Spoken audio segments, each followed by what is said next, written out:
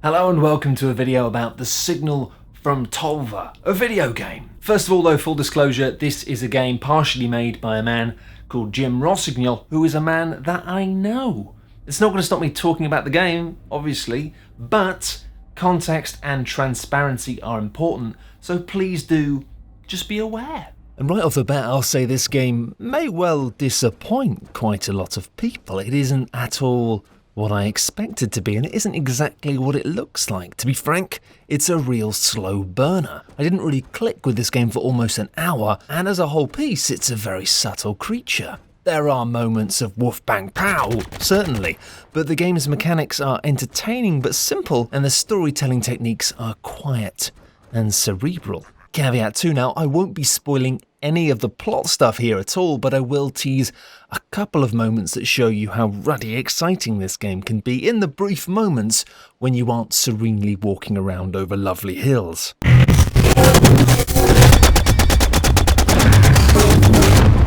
Cool! But moments like that lose their intensity if they're not used sparingly, and the majority of Tolva is nothing like that. The majority of it is chill. You potter about, you find things, you shoot things. And you can't at any point meaningfully lose. Because you're hacking into a network of robots, if you die, you simply grab another one, plod back over the same hill, and carry on the fight. I love this context because it reminds me of Ancillary Justice, which is a cool book, but also because it adapts the context of fast travel. You aren't cheating or breaking your immersion in the world. This map and saving time by traveling, by hacking a different robot in the place you want to be in, are a legitimate part of the game's interface, but also the interface of your character in the world. Much like in the brilliant Duskers, your character isn't actually a robot. You're somebody or something controlling a bunch of robots that you can jump between at will. I mean, you play as robots, but you aren't actually a robot. Wait, did you actually think you were a robot? You think you're a robot? I'm so sorry. If you've been affected by the themes in today's video, then please do call our free helpline on 0800 help I'm a robot, help I'm a robot, help I'm a robot. But gosh, it's understandable that you feel like a robot. The lasers sound absolutely wow. Lovely, and you've got a shield that you have to manually activate. I am a robot, etc. You've got weird buzzing robo-vision that lets you see special things in the dark, and when you're exploring areas where there's severe interference with radiation or whatnot, everything gets this hazy kind of fuzzed up edge. It reminds you that you are looking through a video interface. And perhaps best of all, well, my favourite anyway, Tolva stands atop a small hill and sells video game flashlights to go and pump a small bin. You can switch the first one on like that, get easy, and then ramp it up. I mean, why would you walk around with a tiddly little circle when you can pretend you're a boy racer with illegal headlamps aiming to blind the majority of Norwich? But playing as a robot does create this weird context for me, where exploration and discovery are driving what you're doing in this world, but you're sort of not in it. You're a tourist, a passenger, maybe a parasite, and you don't really belong here. You don't even really exist on the surface of this planet, and the manner in which you effectively teleport around it, scouting and scouring the landscape for resources, can sometimes feel cold and detached in contrast to the world around you that often gently buzzes with its own sense of quiet life.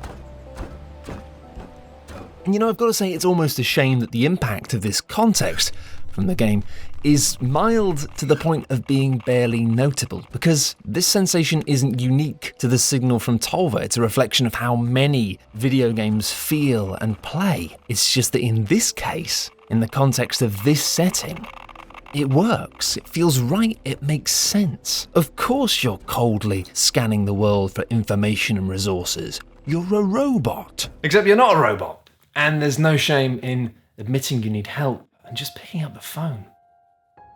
As a side note, I'll be talking about the way we interact with open world games in a lot more detail in a future video about Breath of the Wild.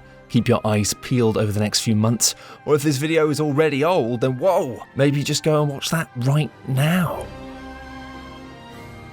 Tolva doesn't reinvent the open world genre, doesn't change things with fanfare or pomp, but it is trim, it is streamlined, it doesn't lug around.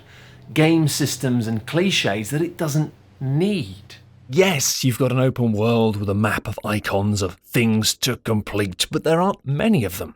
This game is relatively small, and aiming to do everything on the map isn't masochistic, which is unusual in an open world game. You can do that. And there's good reason to only use this map lightly too. Many secrets and cool things aren't marked on it at all, encouraging you to go off-piste, keep your eyes open, and just explore.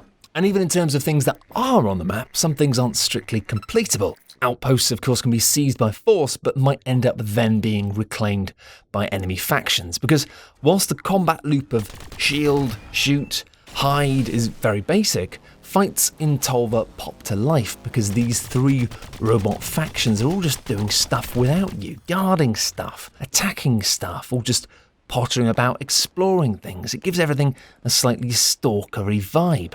And it means that sometimes you'll just bite off way more than you can chew and have to leg it, or sometimes you'll purposefully start a fight between two enemy factions and then mop up the mess.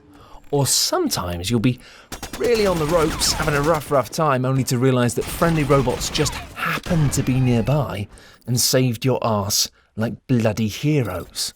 One of my favourite things in the game here is a weapon that lets you kind of hack recruit buddies that will follow you around / be ordered towards what will likely be their death. Die, my pretties, die. Shh, now if you come back over here and join me at the map screen for some more gentle design chat, one of my favourite tiny details in this game are the salvage sites. Junk bits are your currency in this game and they're all over the world, but salvage sites have a little concentration in them. Find them all and you're told, badang, you've done a thing. The minimap icon is greyed out, you did a completey thing. This is nice, right? Because it allows for that fuzzy, warm sense of completion without actually expecting you as a player to go and find everything. Because whenever you're playing a video game that has bits that you can collect, it's easy to slip into this very video game mentality where you suddenly become a meerkat with a vacuum cleaner. And that can be a lot of fun, right? In moderation, but it doesn't make the ideal protagonist in every type of video game. I mean, I liked No Man's Sky, which I should point out is allowed, and anyone who tells you otherwise is a toxic entity that belongs in a bin. But even that game had the weird problem of trying to encourage you to just put the Hoover down and enjoy the moment in a universe that was full of lovely collectible shiny things to hoover up. Anyway, back to Tolva. These salvage sites, right? I get hung up on weird things, don't I? These salvage sites encourage this behaviour, right? But in little contained bubbles. And the icing on the cake? These areas represent nice or interesting things that you can look at. Crashed ships, giant things. Come and have your fill of hoovery completionism, but then carry on with just looking at the sky. It's like you're being teased into a narrative nightclub with a promise of free salvage shots when you get inside. That isn't even a terribly accurate statement. I just really love alliteration.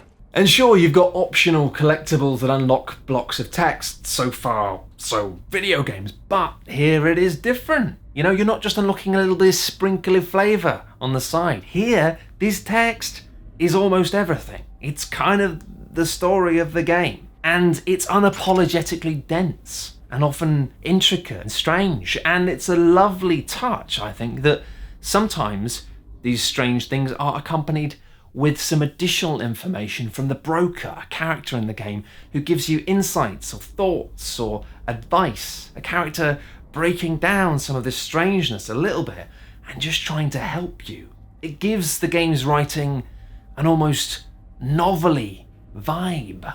Now, you don't have to read any of it, and the game won't tell you to, but oh my god, you will. Tolva is so weird, often in really subtle ways that you find yourself questioning whether or not, did I just... For me, finding more of these chunks of information became my main driving force within the game. Not a great deal of story happens in a traditional sense, but I had a wonderful time just slowly unwrapping this world's odd, quiet little mystery. Now, what a world it is! I've got to say I adore the broad strokes and simplicity here. For some it may look drab or too basic, but no, I've lost count of how many times I've seen the energy and excitement of concept art entirely lost in a game's conversion to the world of textures and 3D models and detail, and to explore a world where these strokes are still visible, sometimes literally, where the art at the heart of the visual identity hasn't been crushed by the weight of 100 other well-meaning hands. There's something about that I just find inherently magical. And really for me, this emphasizes Tolva's core strength. It's a game that's designed in a way that doesn't hide the personalities of the people who made it. You know, it's not trying to look like a big AAA game in the hope of frightening off a bear.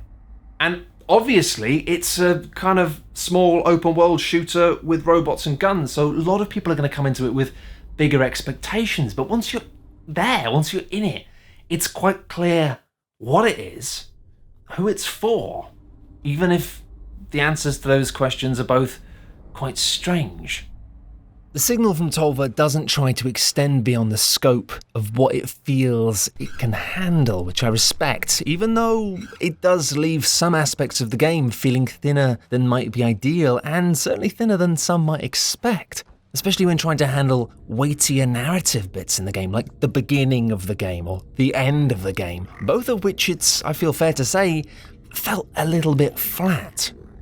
So it's not perfect, but as a whole, I just found it to be such a subtle, strange, lovely thing that it just sort of slowly enveloped me as an experience and really tickled my imagination. It's like being gently hugged by a strange cloud that occasionally fires lasers. So I guess just put that on Metacritic. Bye!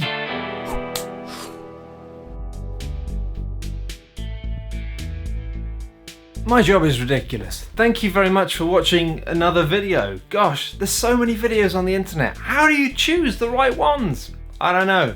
That's on you. But if you've enjoyed this video, here's some things you can do. Go to coolghost.net. Write a comment there. Look at the rest of the stuff on our YouTube channel. Maybe subscribe to it. I don't know. I'm not made of ideas. Or maybe you could go to patreon.com/coolghosts and support us, because we don't do adverts and we don't do sponsorships on any of this stuff, because it's better that way, making cool videos for a small niche group of cool people who appreciate thought and stuff. Thanks for watching. Goodbye.